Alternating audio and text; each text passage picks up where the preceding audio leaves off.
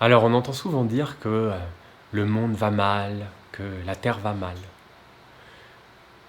Mais voilà, selon nous, la Terre, elle a aucun problème, le monde a aucun problème, c'est l'humanité qui souffre.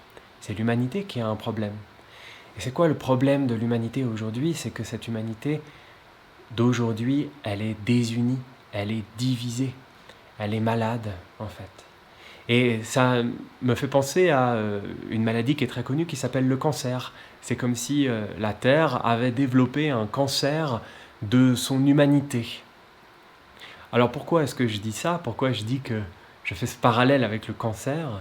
C'est parce que un cancer, c'est rien d'autre qu'une partie des cellules d'un organe qui s'est déconnectée de l'intérêt général de cet organe et du système complet et qui s'est mis à se reproduire et à croître de manière déconnectée du cycle naturel, déconnectée des rythmes naturels, qui s'est mis à croître, prendre trop d'espace, à consommer énormément de ressources pour cette croissance folle quelque part, et qui finit par rendre malade l'organe, qui perd sa fonction et qui finit par rendre malade le système complet et qui peut aller jusqu'à le tuer.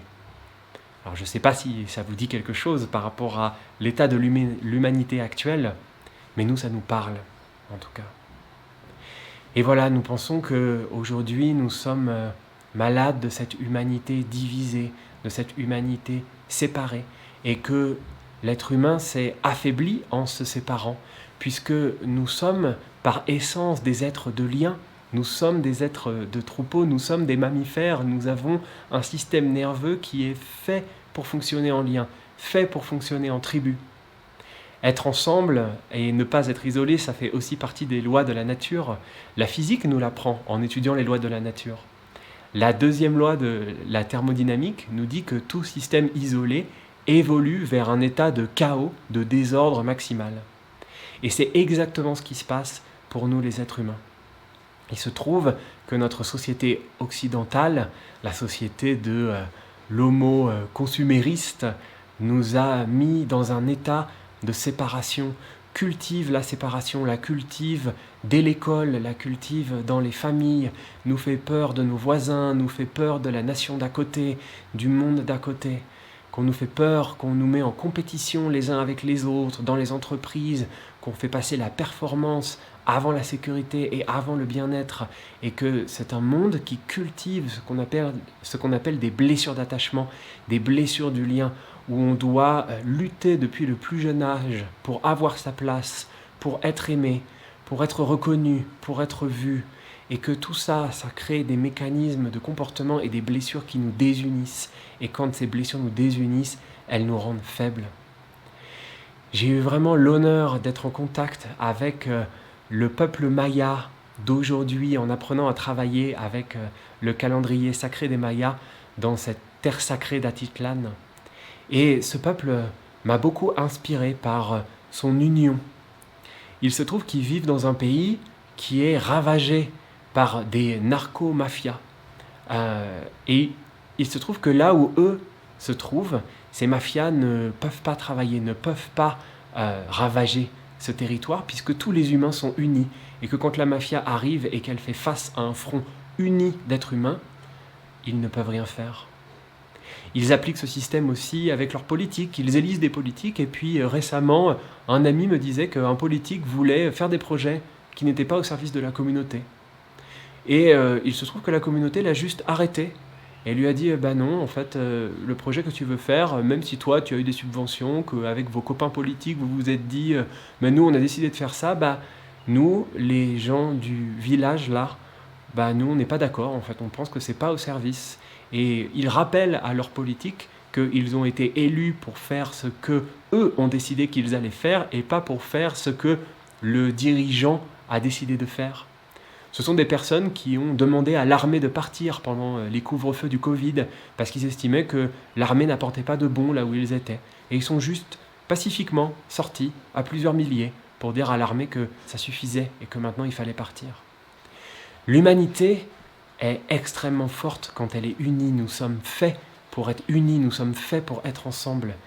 Et il nous appartient, si nous souhaitons changer le monde, il nous appartient à chacun, il vous appartient à vous aussi, si vous trouvez que l'état du monde ne vous convient pas, pour vous, pour votre famille, pour vos enfants, pour les futures générations.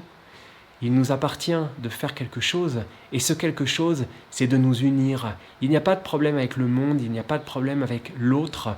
Je vous propose d'arrêter de pointer du doigt le problème, puisque au cas où vous n'avez pas remarqué, en tout cas nous on a remarqué, ça ne règle pas le problème de faire ça.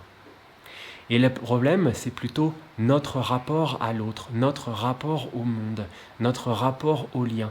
Et comment est-ce que chacun, nous pouvons mettre à jour et assumer notre partie de l'héritage de ces blessures d'attachement, de l'héritage de cette séparation, notre partie de cette maladie portée par l'humanité, de la séparation.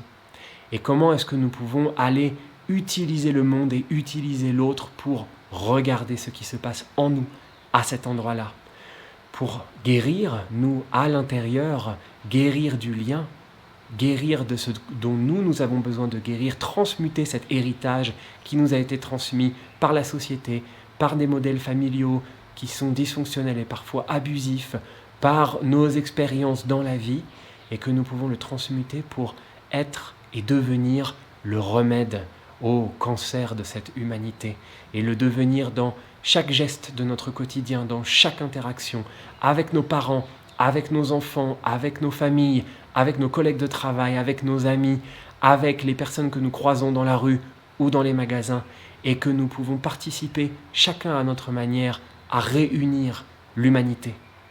Et ce qui paraît impossible dans les défis de notre temps à une humanité séparée ne sera qu'une formalité à une humanité qui est unie. Alors si vous voulez changer le monde, si vous voulez changer les choses, si vous avez envie de participer, cette vidéo est un appel à utiliser tous les sentiments que vous pouvez ressentir, la révolte face à l'état du monde, les états de dépression, les états d'anxiété, la fatigue, le burn-out, les problèmes relationnels, les problèmes de lien, les peurs, et de venir les utiliser pour utiliser ces problèmes comme un regard, pour tourner le regard vers l'intérieur et pour aller guérir de votre partie et devenir le remède et infuser ce remède dans le monde et inspirer les autres à faire de même pour que l'humanité s'unisse et guérisse. Et en guérissant le lien, c'est comme ça que nous allons guérir le monde et relever les défis de notre temps.